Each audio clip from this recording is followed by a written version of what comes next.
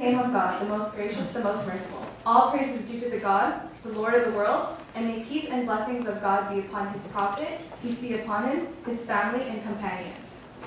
Students, faculty, friends, and colleagues, I grant you all with the Islamic greetings of peace. Assalamu alaikum wa rahmatullahi wa barakatuh. May the peace, mercy, and blessings of God be with you.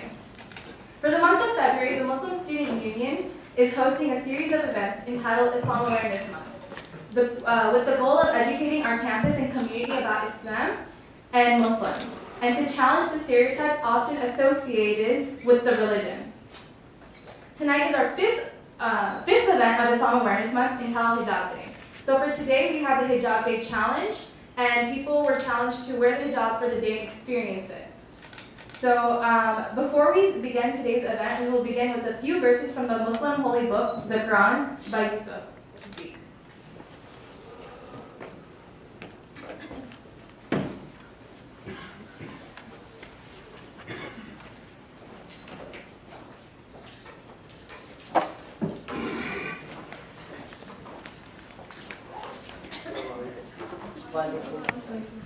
أعوذ بالله من الشيطان الرجيم بسم الله الرحمن الرحيم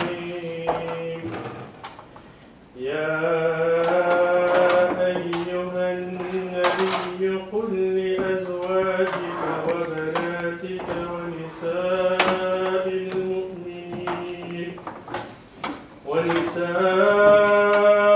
المؤمنين يدنين عليهن من جلابيبهن ذلك أدنى أن يعرفن فلا يؤذين وكان الله غفورا رحيما صدق الله العظيم.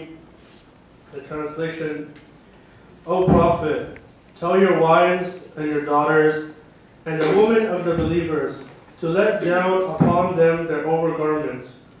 This will be more proper that they may be known, and thus they will not be given trouble. And Allah is ever forgiving, most merciful. Jazakallah.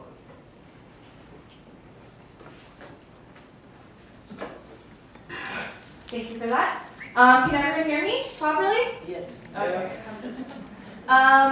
So before we start with our beautiful sisters on this panel, we're going to start with spoken word. And so can we please have Sister Amina Galal come up?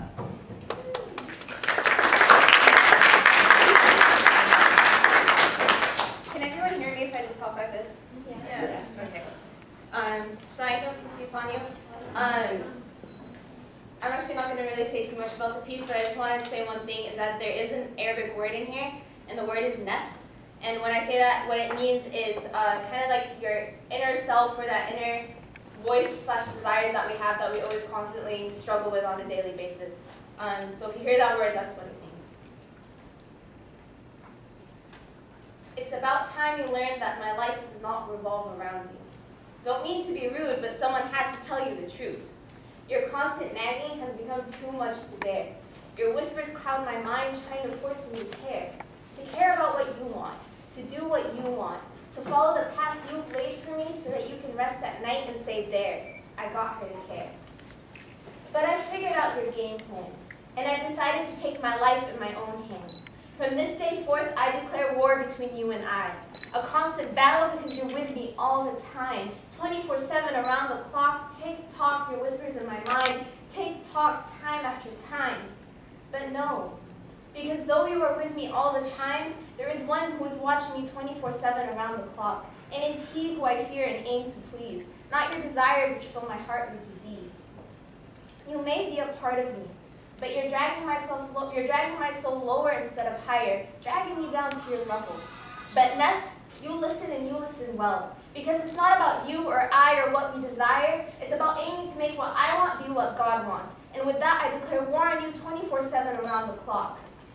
So whisper, distract me, try and do your harm. Increase your ammunition because I've claimed my right to bear arms. arms which ache from being raised to the sky, 24/7 around the clock, tick-tock, time after time, following the path my Lord has laid for me, so that I can rest at night and say, there, only for what Allah has decreed for me will I care.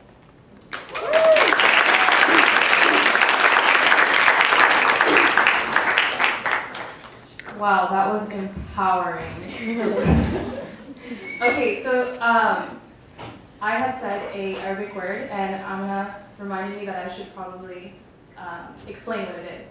So the word that I had said before was Alhamdulillah, which means thank God. So sometimes I just kind of say it. Okay, anyways, we have one more spoken word by another sister for right now. And can I please have Sister Munira come up?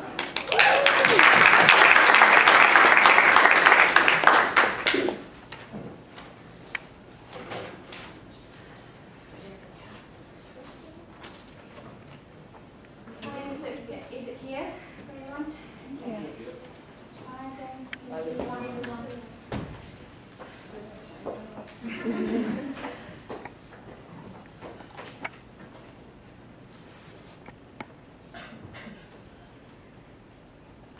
أعوذ بالله من الشيطان الرجيم بسم الله الرحمن الرحيم قل إن صلاتي ونسكي ومحياي ومماتي لله رب العالمين.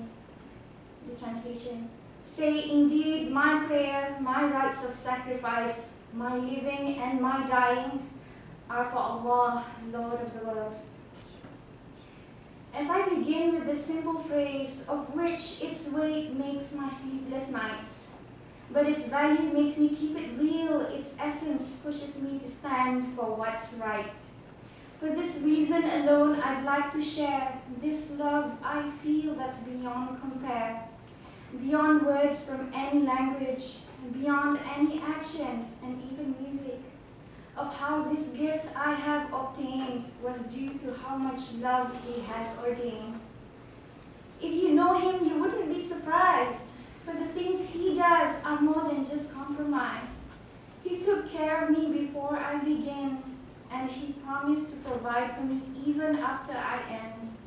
He listened to me in every moment. He even responded within a second.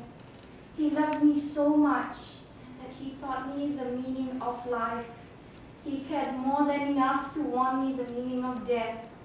He tells me that there is an ultimate destination. He reassures that it will be better than anything beyond imagination. He works wonders in this universe. Uncountable miracles He has unearthed. His qualities should be known, of which to us He has always shown. He is absolutely kind and compassionate, more than any man can debate. His mercy is even better, for He created the love of a mother. Even so, you might think, why then? Do bad things still occur on this land? It's because there's lessons to be learned, so you are deserving of the rewards you earned. Amongst these special lessons is modesty. It is more than just concealing a part of beauty. Would you believe that He gives this gift that benefits the doer more so to those who are present around her? Did you know that this gift is more than what you see? For how deep its meaning extends to your inner spirituality. The lessons He teaches with this gift He gives is all for the betterment of all societies to live. This is the hijab, not just for the hair, but also for the heart. With all that He has given me, with all that He has done for me, is it right for me to refuse this gift of His if I had to choose? And so I decided, as a token of gratitude, with my understanding of its magnitude, I will accept this gift of His and live it with my love for His. Before I leave, I want to say, He doesn't just love me, but all of us here today. So think of all that He has done for you. And think of all His gifts to you. Have you accepted them all? What better time than now to respond to the call?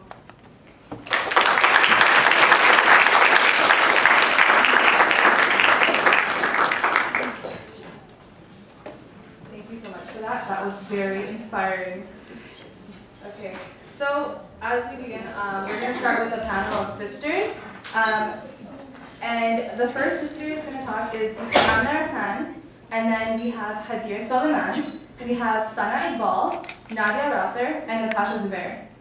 All of these are very beautiful and amazing sisters, so they have amazing things to say. Okay, so the first question that we have for you is, what is your background and experience with the hijab? And please please give an introduction about yourself. Thank you. Okay, thank you. Give it up for our wonderful moderator.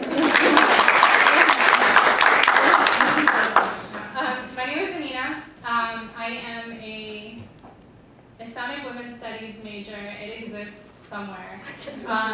I think I'm a third year. I have yet to figure that out as well. A little bit about me. So background about hijab for me. Let's see. I actually started wearing hijab when I was 16. I wore it for about 3 months and I took it off. And then I started again when I was 18. And alhamdulillah, I've been wearing it for about 2.5 years now. So, and my mom does wear hijab. My dad's side of the family, everyone is hijabi. And, you know, it honestly actually started with actually a friend of mine that just entered. When I was 16 and I just got involved with the mosque, all of my closest friends actually wore the headscarf. And so it kind of started with like this, like I really want to be just like that. And I looked at my mom and I said, you know, she's so strong, she's so beautiful in her own way, and I want that. I want that for myself as well. And then I saw my friends and I was like, they're so lively, and like I never really considered myself to be Muslim, to be honest with you.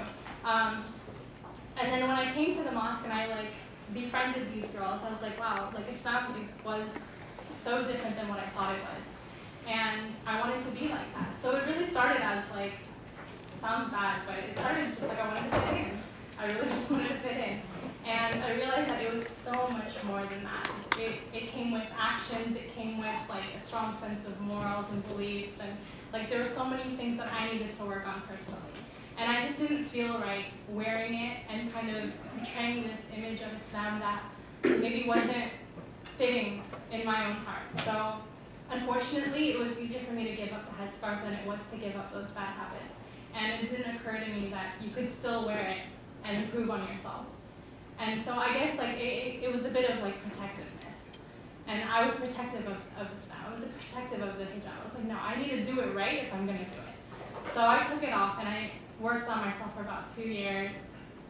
And eventually, you know, it was just a whole lot of like, a whole lot of reflection, and a whole lot of praying, and just like really becoming okay with where I was at and realizing that it's okay to start now and just work on yourself. Like you can wear the headscarf, just be the best version of you no matter what. So that's kind of like how it started for me the second time around. And so it's been going and I love it, and I wouldn't even like, I'm bald. Like in my head, I don't even have hair. I don't miss it. There's nothing to it. But does that cover background? Yeah. For the panelists, please keep the mic close to your mouth because it's hard to hear in the back. Bismillahirrahmanirrahim. I just want to start in the name of God, the most gracious, the most merciful. So my name is Hadid. I graduated from UCI in 2011, so just recently. And I was a public health science and Spanish double major. So it's nice to be back, and it's also really nice to be in a room of such courageous people. Just seeing like the fact that whether you wore a scarf today you normally don't, or you wore a shirt today that has some type of proclamation of like your solidarity, or you just came tonight to support, it takes a lot of courage. So I'm humbled to be among such brave people. I guess my hijab experience, I grew up in a practicing Muslim family, but there wasn't much of a focus on hijab. People in my family, I mean, some people wore it, most people started wearing it when they got a little bit older.